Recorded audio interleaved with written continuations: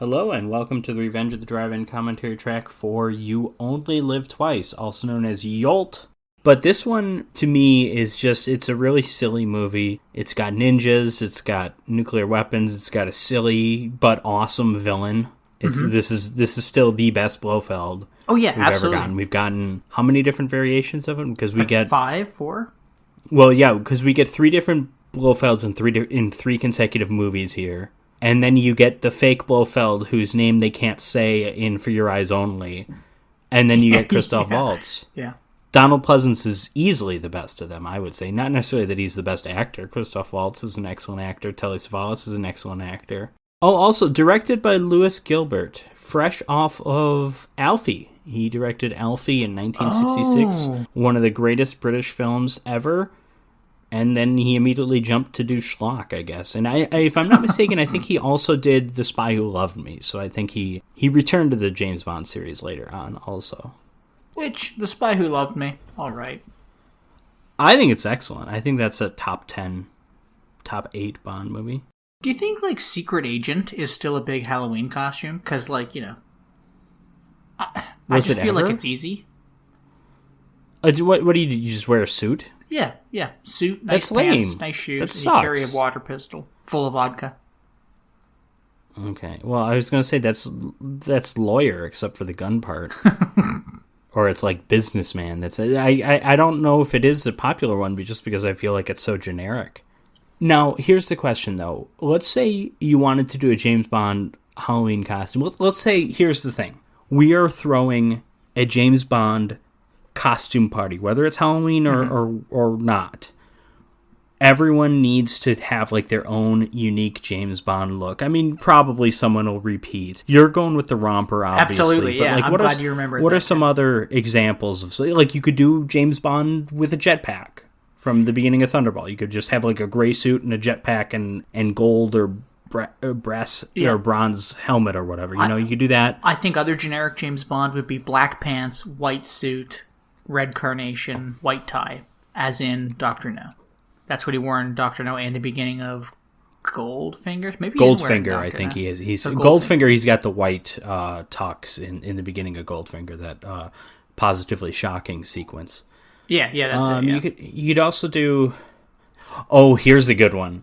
You do the James Bond clown from Octopussy. Just dress up as a clown. Yeah. Was that 005, 6? I don't know. Wait, no, well, it's someone, but eventually James Bond dresses up as the clown, too, because, gentlemen, you have a bomb in that cannon, or whatever. Roger Moore is in clown makeup. Yeah, I'm trying to think of other James Bond get-ups. Specific looks, yeah. Yeah, I can't really... You could just go shirtless and just have, a bunch of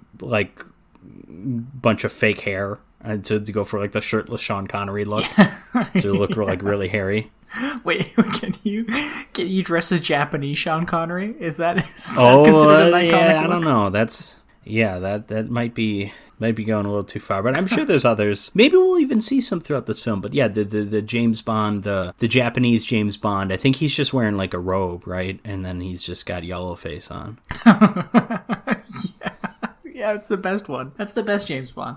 I think the predominant image of the police officer in film is probably some asshole who doesn't take a threat seriously, in movies like Gremlins or Nightmare on Elm Street, if anything kind of supernatural, they're always the last to get on board, obviously, because that makes sense. But even other movies, it's just it's more compelling dramatically if our hero isn't a police officer, he doesn't have the resources that police officers do.